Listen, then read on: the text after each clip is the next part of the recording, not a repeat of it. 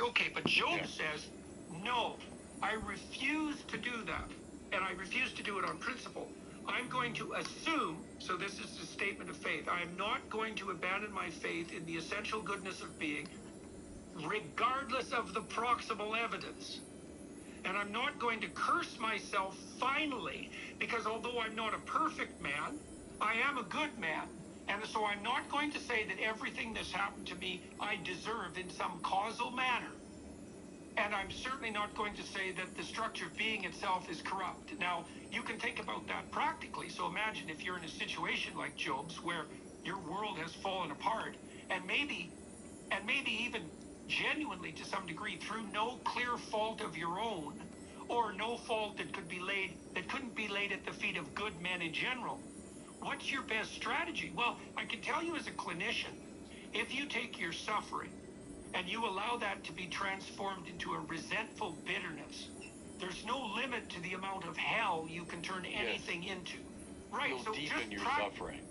Right. You multiply it immensely. Yeah. You know, whereas if you're suffering and you still strive to find good in that, and you still maintain your faith in the essential goodness of being, then instantly that ameliorates your suffering to some degree. It puts you in the best possible position to deal with it, but it also helps you embody like this supreme metaphysical claim. Okay, so now let's take that one step further. So I think you see the full flowering of this in the story of Christ, and I mean this technically, because so the question is, what sacrifice is most acceptable to God? So what works best across all possible situations and places? And Christ embodies the spirit of the sacrifice of what's lesser about the self, regardless of circumstance. So, because his story is an ultimate tragedy, right? Because he has to face betrayal, tyranny, the collapse of his friendships, a humiliating death in front of his mother. Like, it is the concatenation of all the potential dimensions of suffering that is outlined to some degree in Job. And Christ's example is that you establish a firm relationship with good despite all that. You continue to aim up in love and truth despite all that.